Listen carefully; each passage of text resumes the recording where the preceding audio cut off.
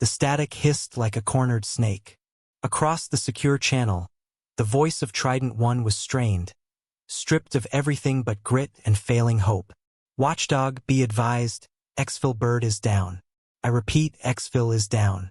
We are Winchester on anti-armor, 5 mics on water, and we have 2 critical Kias. The Haboob is advanced. Estimate visibility 0 in 10 minutes. The voice cut out, swallowed by another wave of electronic screaming. In the Tactical Operations Center at FOB Jennings, the storm was a rust-colored monster consuming the western horizon on every monitor. It wasn't just a sandstorm. It was a physical wall, a churning mass of grit and wind that ate radio waves and tore aircraft from the sky. Colonel Madsen stood with his hands braced on the central console, his knuckles white. The satellite feed showed the topography of the Osher Canyons. A jagged, skeletal hand reaching out of the desert floor. Trident's last known position was a blinking red icon deep in the palm of that hand, a place officially designated a non-permissive kinetic environment. What about a C-17 for a heavy drop? He asked, his voice flat, already knowing the answer. The operations officer, a young captain with worry etched around his eyes, shook his head. Negative, sir. The canyon's too narrow, and the wind shear at the rim is off the charts. We'd lose the aircraft before it even got below the plateau. Nothing can get in there. Nothing. The unspoken conclusion hung in the air-conditioned chill of the room. Team Trident was a write-off, an acceptable loss in an unacceptable situation. Tucked away in a corner of the dimly lit room, a figure sat hunched over a maintenance terminal, her back to the main displays. She wore a plain, unadorned flight suit, the name tag a faded strip of black cloth. Major Anya Sharma didn't look up, but the set of her shoulders tightened. She heard the finality in the captain's voice and the grim silence that followed. She knew that canyon, not from a map but from memory. Madsen rubbed his temples, the picture of a man trapped by procedure and physics. Get me JSOC on the line. We need to start the notification protocols. His voice was heavy with the weight of sending men to their deaths twice. Once on the mission and again with this decision. The SEAL team had been directed into that canyon by intelligence that was now clearly flawed. They had been led into a perfectly designed kill box. The enemy had them pinned, and now the sky itself was moving in to finish the job. A low, clear voice cut through the resigned quiet of the TOC. There's a way. Every head turned. Major Sharma had swiveled in her chair. Her face was calm, her expression unreadable, but her eyes held a focus that was unnerving. The western approach has a riverbed cut. It stays below the primary shear layer. You can fly the floor. The ops captain stared at her, half in disbelief, half in annoyance at the interruption. Major, that riverbed is a 30-meter wide ditch with a dogleg turn. And the only possible landing zone is a rock shelf less than 3,000 feet long, covered in scree. The book says a C-130 needs a minimum of 4,000 feet of prepared runway. It is not possible. Anya's gaze didn't waver.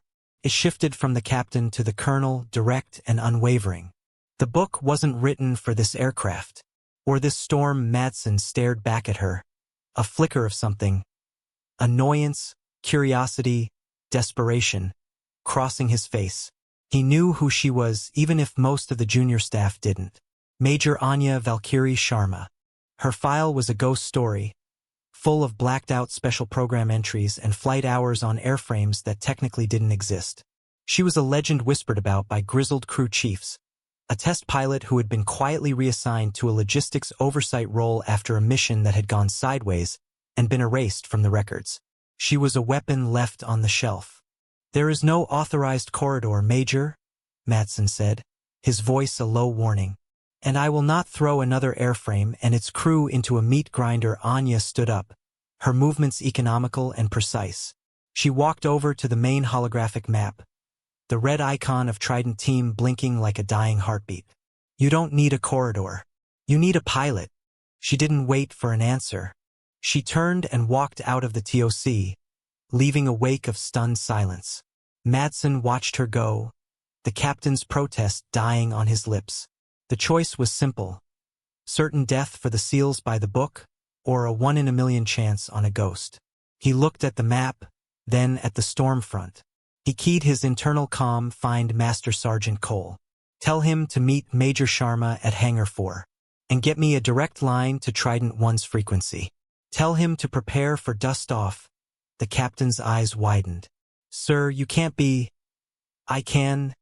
Matson cut him off, his voice like iron. And if this goes wrong, the failure is mine alone. The air on the flight line was thick with impending grit. Hangar 4 housed the Forgotten Fleet.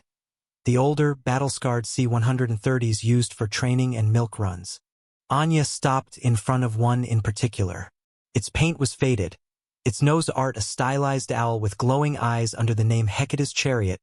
She ran a hand along its fuselage, her fingers tracing a long, welded seam near the forward cargo door.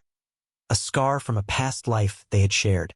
It was a patch over a wound from a surface-to-air missile, earned over some forgotten ridge in a country no one talked about anymore.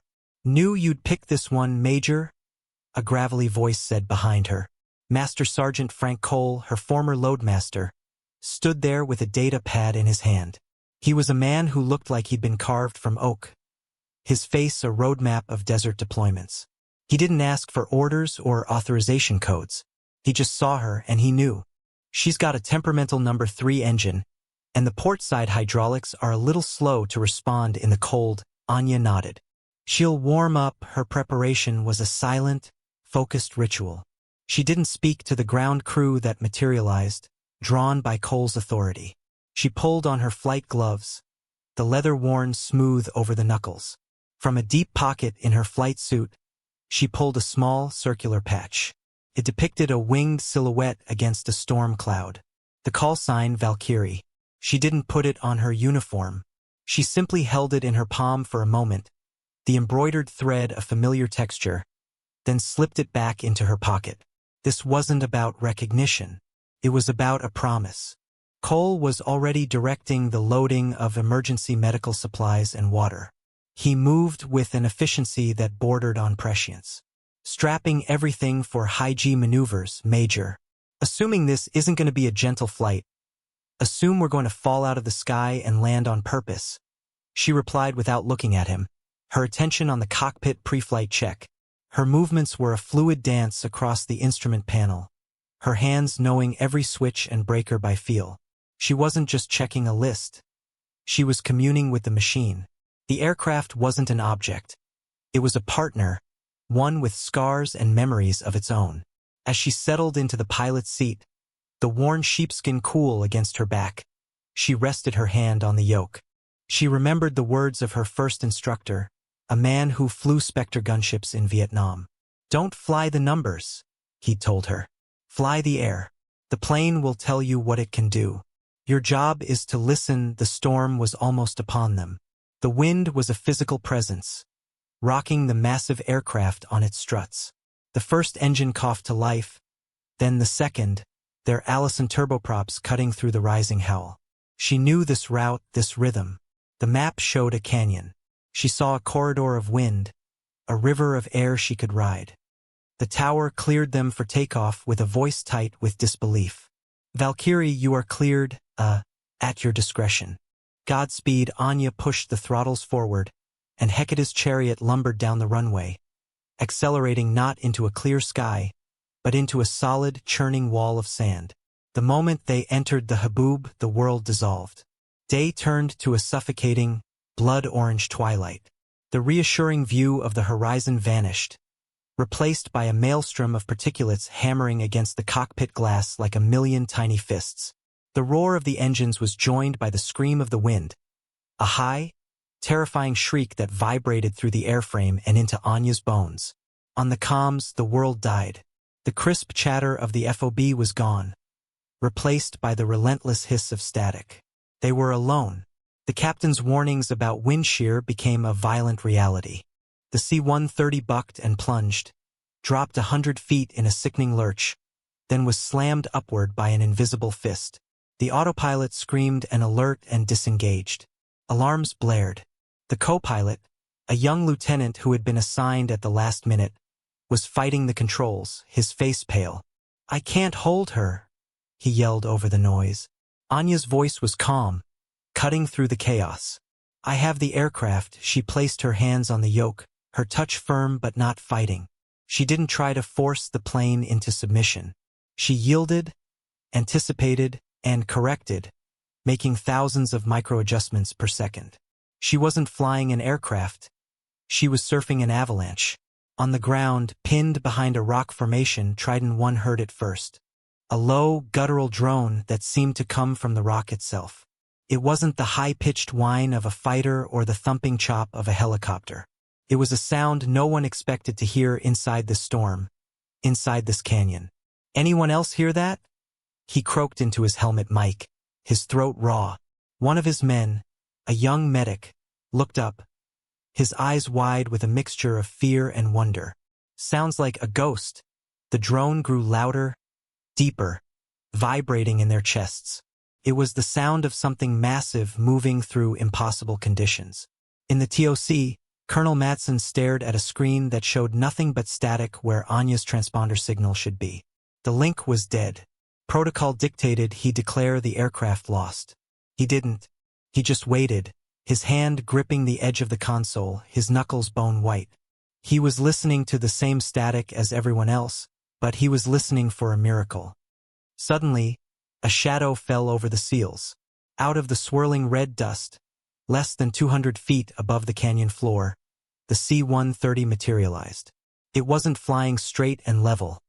It was canted at a sharp angle, its wings tracing the contours of the canyon walls as if they were rails. It was moving with an unnatural grace, a beast of its size and weight maneuvering like a predator. Hecate's chariot didn't attempt to land. This was a message. As it passed directly over their position, the rear cargo ramp was already open. A single, heavy-duty cargo pallet slid out, not dropped but guided, its drogue chute deploying just long enough to kill its forward momentum. It landed with a heavy thud less than 20 feet from their position, skidding to a halt against a rock outcropping. On it were crates of ammunition, medical plasma, and water. Perfect delivery in an impossible gale. The plane banked sharply, its wingtips seeming to shave dust from the canyon wall, and vanished back into the storm as quickly as it had appeared. For a moment the SEALs just stared. Then Trident 1 snapped into action. "Get that gear. Now!" As his men scrambled, he got back on his radio, shouting into the static. "Watchdog, this is Trident 1. We have an angel here. I say again, an angel. Who the hell is in that cockpit?" Back at the FOB, a comms tech managed to isolate a sliver of the transmission. He turned to Madsen, his face lit with astonished relief. "Sir, it's Trident. They got a resupply. They're asking who's flying." Madsen leaned into his microphone, his voice for the first time betraying a sliver of something other than command authority. It was awe. "Trident 1, be advised," he said, his voice clear and strong, punching through the storm. "Your angel's call sign is Valkyrie." The perfect drop was a declaration of intent, and the enemy answered. From concealed positions in the caves dotting the canyon walls, they opened up. The air, already thick with sand, was suddenly laced with the green and red threads of tracer fire. Heavy machine guns, previously silent, hammered at the sky. A moment later came the telltale smoke trail of a shoulder-fired missile. In the cockpit, the threat board lit up like a Christmas tree. "Manpads launch 7 o'clock low," the co-pilot screamed. Anya didn't need the warning. She had already thrown the C-130 into a brutal, corkscrewing dive, a maneuver designed for a fighter jet, not a cargo plane. The airframe groaned in protest, rivets straining. Flares blossomed from the dispensers under the wings, brilliant magnesium blossoms in the red gloom, drawing the heat-seeking missile away. The missile detonated harmlessly behind them, but the gunfire found its mark. A spray of heavy-caliber rounds stitched across the starboard wing. A warning light flashed on the console. "Engine 3 fire." "We're hit, Major." Cole's voice came over the intercom, steady as ever but laced with urgency. "Fire in number 3. Hydraulic pressure dropping on the port side." Anya's hands moved with practiced economy. She hit the engine fire suppression, pulled the throttle for engine 3 to idle cutoff, and feathered the prop. The shuddering vibration eased slightly as the dead engine's propeller blades turned to align with the airflow. They were now flying a crippled 3-engine aircraft in a hurricane, inside a shoebox with an enemy that was very much aware of them. "They've got us bracketed," Trident 1 yelled from the ground. His team was using the fresh ammunition to lay down suppressive fire, but they were horrifically exposed. The C-130, their savior, was now the primary target. Another missile streaked from the cliffs. On the comms, the request from Trident 1 was now a plea. "Valkyrie, you have to get out of here. Your objective is complete. Get out." Anya's response was clipped, calm, and utterly final. "Negative, Trident. I'm not leaving you. Cole, prepare the cabin for immediate evac. We're going down." The co-pilot looked at her, his eyes wide with terror. "Down where? That landing strip is a kill zone." Anya didn't even glance at him. Her eyes were scanning the canyon floor, not for the designated landing zone, but for something else. She saw it. A slightly elevated shelf of rock to the north, angled up towards the canyon wall. It was shorter than the official strip by 1,000 feet, and it ended abruptly at a sheer cliff face. It was also closer to the SEAL's position. It was a suicidal choice that happened to be their only option. "I'm not using the strip," she said. "Hold on." She pushed the nose down, entering a steep, terrifying descent. The C-130 was falling more than flying, shedding altitude and speed with a deliberate, controlled recklessness. She put the plane into a forward slip, a cross-controlled maneuver that turned the entire fuselage into a giant air brake. The wind screamed in protest. Inside the cabin, everything not bolted down strained against its moorings. On the ground, the SEALs watched in horror and fascination as the massive aircraft slid sideways through the air, dropping toward the impossibly short rock shelf. "She's not gonna make it," one of them breathed. Anya fought the controls, her entire body an extension of the aircraft. She could feel the shudder of the damaged hydraulics, the asymmetric thrust from the 3 remaining engines. She was flying by the feel of the vibrations in her seat, the sound of the wind, the deep, guttural protest of the airframe. At the last possible second, she kicked the rudder, straightening the plane out. The landing gear slammed onto the rock shelf with a sound like a thunderclap. The impact was brutal, throwing them all forward against their harnesses. Instantly, Anya threw the 3 good engines into full reverse thrust. The Allison turboprops roared, fighting to claw the 150,000-pound aircraft to a halt.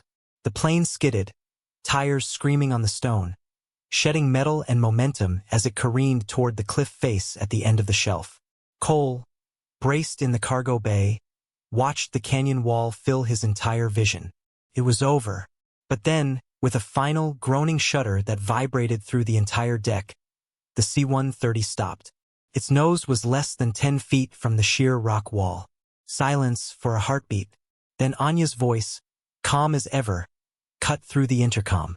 "Master Sergeant Cole, open the back door." The rear ramp slammed down onto the rocky ground, the sound echoing through the canyon. For the SEALs, it was the opening of a sanctuary gate. For the enemy, it was a stationary target. "Go! Go! Go!" Trident 1 screamed, pushing his wounded men toward the aircraft. The team moved with desperate, disciplined speed. 2 men carried a third on a litter, their faces grim masks of determination. Another SEAL half-dragged a teammate whose leg was soaked in blood. The air was a hornet's nest of incoming fire. Bullets pinged and ricocheted off the C-130's fuselage. Anya didn't cower. She kept the 2 inboard engines at high idle, their prop wash kicking up a blinding screen of sand and pebbles, creating a curtain of debris between the ramp and the enemy positions. "Valkyrie, they're targeting your engines," Trident 1 yelled as he helped shove the last of his men up the ramp. A fresh volley of fire slammed into the number 4 engine, and another warning light screamed to life in the cockpit. "Cole, give me manual flare release now," Anya ordered. The loadmaster, without hesitation, scrambled to the flare dispenser's manual override. He began punching them out in irregular patterns, not to decoy a missile that had been fired, but to confuse the gunners, to make them think a launch was imminent. Brilliant flashes of light erupted from the plane's belly, momentarily blinding the enemy. The last SEAL, Trident 1 himself, stumbled onto the ramp, turning to provide covering fire as it began to rise. "We're all on," he yelled. "Button it up." As the ramp sealed, plunging the cargo bay into the dim red light of the emergency lamps, the plane was rocked by another impact. "Hull breach port side. Number 1 engine is hit," Cole shouted. They were down to 2 good engines. Takeoff was impossible. According to every manual, every law of aeronautics, they were a metal coffin stranded on a rock shelf. Anya's voice came over the speaker, cutting through the fear. "Strap in. All of you. Now in the cockpit." She pushed the throttles for the 2 remaining engines to their absolute limit. The plane trembled, a wounded beast gathering itself for a final effort. She wasn't going to try to climb. She was going to launch. Using the slight upward slope of the rock shelf, she released the brakes. Hecate's chariot surged forward, directly at the canyon wall. In the cargo bay, the SEALs braced for the final impact. This was it. She was going to use the last of their momentum to get them closer to a defensible position. But Anya had seen something else. A thermal updraft, a column of rising air created by the friction of the storm against the rock face. It was invisible, unstable, and insane to trust. At the very last second, as the nose of the plane was about to smash into the cliff, she banked hard right, putting the left wingtip directly into the updraft.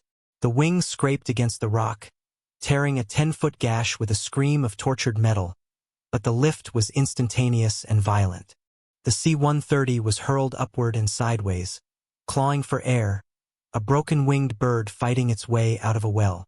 They cleared the canyon rim with less than 50 feet to spare, the underbelly of the aircraft scraping the rock as they emerged from the storm's grip. They were flying. Barely. The crippled plane limped eastward, trailing smoke and hydraulic fluid, a testament to sheer, unadulterated will. Back at FOB Jennings, the comms suddenly crackled to life. It was Anya's voice, devoid of emotion, pure procedure. "Watchdog, this is Valkyrie. On approach. I have Team Trident aboard. Requesting emergency fire and medical crews on the runway. We have extensive damage." The TOC was silent for a full 5 seconds. Then it erupted. Colonel Madsen grabbed the mic, his voice thick with a relief so profound it was almost painful. "Valkyrie, you are cleared for a straight-in approach to any runway you choose. The field is yours. Welcome home." The landing was as ugly as the takeoff was miraculous. With only 2 engines on one side, no hydraulics, and a shredded wing, the C-130 approached the runway in a state of controlled fall. Anya fought it the whole way down, wrestling with a machine that wanted to do nothing but cartwheel into the desert. She brought it down hard on the tarmac, the landing gear collapsing on the port side. The plane slewed sideways in a shower of sparks and screeching metal, finally coming to a halt surrounded by a cloud of its own smoke. Fire trucks were already there, dousing the smoldering engines in foam. The emergency crews swarmed the aircraft. The rear ramp lowered, and the SEALs emerged, battered, bloody, but alive. Every single one of them. They stood on the tarmac, their mission over, and looked not at the medics rushing toward them, but at the cockpit of the C-130. As Anya descended the crew ladder, her face smudged with soot and her flight suit smelling of burnt wiring, the entire flight line fell silent. The ground crews, the fire teams, the other pilots who had gathered, they all just watched. Colonel Madsen met her at the bottom of the stairs. He looked from her to the savaged airframe, then back to her. There were a dozen regulations she had broken, a court-martial's worth of unauthorized actions. He didn't say a word about any of it. He simply looked her in the eye and gave a slow, deliberate nod. It wasn't forgiveness. It was reverence. Trident 1, his arm in a makeshift sling, walked over to her. He didn't offer a handshake. He reached up to the patch on his shoulder, the golden trident of the Navy SEALs, and tore it from the Velcro. He held it out to her. "This is yours," he said, his voice raw. "We don't leave our people behind." Ever Anya looked at the patch, then at him. She took it, her fingers closing around the embroidered emblem. She gave a single, almost imperceptible nod in return. No speech. No explanation. The act itself was the only statement necessary. She pocketed the patch next to her own. Later that night, long after the debriefs had been filed and the wounded had been stabilized, the flight line was quiet. The stars over the desert were brilliant, the storm having scrubbed the air clean. Hecate's chariot sat in a cordoned-off section of the tarmac, a monument of broken metal under the harsh glare of floodlights. Its skin was peppered with hundreds of bullet holes. One wing was a jagged ruin. The paint was sandblasted down to the bare aluminum in places, a fine red dust clinging to every surface like a second skin. It looked less like an aircraft and more like a survivor. Anya stood before it, alone. She placed a hand on the cool metal of the fuselage, right over the old welded scar she had touched just hours before. The plane felt different now, not just a machine, but a comrade that had faced the abyss with her and returned. The air was still, but the silence was full of echoes. The roar of the storm, the shriek of tearing metal, the quiet, astonished voice on the radio calling her an angel. A legend had been forged in that canyon, not of a hero with a name, but of a single, impossible act. The story of Valkyrie and the chariot would be told in hushed tones by SEALs in their ready rooms and by crew chiefs in smoky maintenance bays for years to come. It would become a quiet myth, a benchmark for courage when the odds were absolute. Anya Sharma sought no credit. She needed none. She had answered a call no one else could, flown a path no one else saw, and brought her people home. As she turned to walk away, the two patches in her pocket, the Valkyrie and the trident, rested side by side, a silent testament. The sky remembered. So did the men she saved. And tomorrow, if the call came again, she would be ready to answer.